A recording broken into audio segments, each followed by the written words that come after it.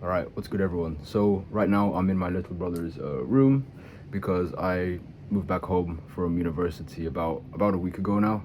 So it's gonna be the background for a couple of videos. So today we're gonna talk about appointment setting, and I just got off a weekly call with a client, and we talked about this in detail. So one of the reasons why your conversations don't seem to go well, or they don't end up leading to the call, um, is one thing, and I've seen it over and over again. I made the same mistake before, and it's basically called not saying things based on what they last said. So let me explain. When you have a conversation with a friend, for example, it just flows, right? There we go. It flows. That's why you're friends.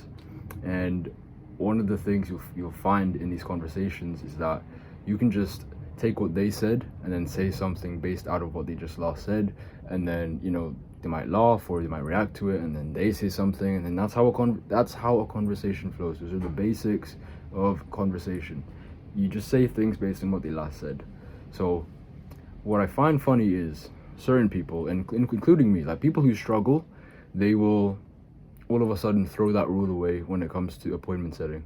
Appointment setting should just be like a casual but direct-ish conversation, like with a friend who happens to be in your niche. So I was talking to this guy on our weekly call, and I reviewed one of his conversations. And again, if you do want to work close with me one-on-one, link is in the description if you're serious about booking more calls in your calendar. So one of the gems we got from this call is that he wasn't doing conversations. It just didn't flow. So for example, in the example, the guy that he was talking to talked about, he gave a piece of leverage. And if you don't know what leverage is, it's like information that's really useful to you, information that you probably have authority on or have power on, or something you can help him with. So for example, pain or desire. So for example, this guy that he was talking to, he said something about him needing more traffic. Okay, what he could have said, what my client could have said was, okay, what motivates you to get more traffic, or why do you think you need more traffic on your page?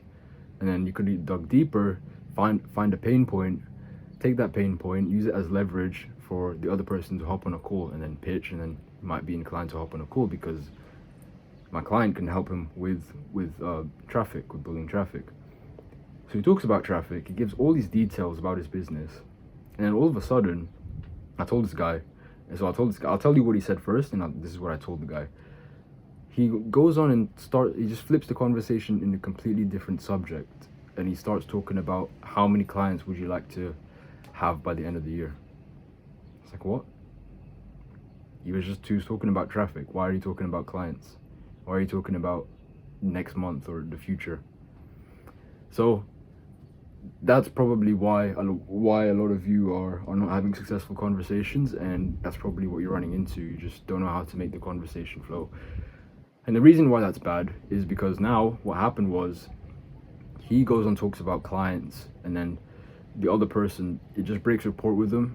The other person doesn't know how to react. It might even react negatively, because in his head is like, okay, we were just talking about traffic, why are we talking about clients now?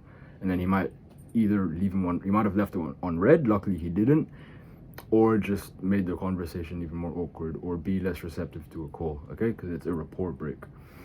But had he just talked about the traffic even more, gone into detail, dug at that like a hungry dog, then he could have probably pitched and offered to help him out with that. So I told him exactly what I'm telling you guys right now, and he understands it. I'm not bashing him. He's still learning, and that's completely fine.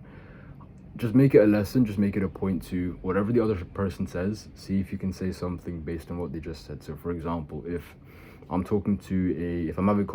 having a conversation with someone, and I ask them how their business is going, they say it's been up and down, pretty hard right now. Don't just suddenly switch to, okay, how many clients would you like, or how many clients have you got? Because that's completely unrelated to what they just told you. What they did just tell you is it's been up and down, it's been hard. Okay, dig at that, pouncing it like a hungry dog. Why has it been hard? What's been hard about it? Just dig into the pain even more. Try and figure out the whole picture. And then you might tell me, okay, it's been hard because X, Y, Z. Okay, so how long have you been having problem with X, Y, Z? And then one thing leads to another. I figure out this is a pain point I can solve for them. I pitch, book them in for a call. Okay, it shouldn't be too hard. You should treat it like you're just talking to a good friend of yours, and they happen to be in the same niche as you. So it shouldn't be robotic. Shouldn't be too robotic. Well, it shouldn't be robotic at all. It should be genuine. It should be casual. Up until you get to the pitch, that's where you can afford to be more direct. But if they're telling you something, and they're giving you a lot of leverage, aka ammo, which you can use later on to pitch them onto a call, run with it. Don't change the subject. If it's a pain point, if it's a desire that they said, pounce on it like a hungry dog, and then you'll find that your conversations will become much more successful, and you'll find a lot more people will be receptive to hopping on a call with you. You haven't broken any rapport because you're just letting the conversation flow. You've kept it direct, and you just see you can help them out. Okay, so thought this would help you out, and hope you enjoyed this video. If you're new to the channel, please like, comment, and subscribe. Again, if you are serious about working one-on-one with me to help you boost your number of booked calls on your calendar every single month, link down below. I had 5 slots, 2 of them have already gone, so you pretty much have only 3 slots left. So first come, first serve, and let me know what you thought of this video. Let me know if it was helpful, and I will see you in the next one.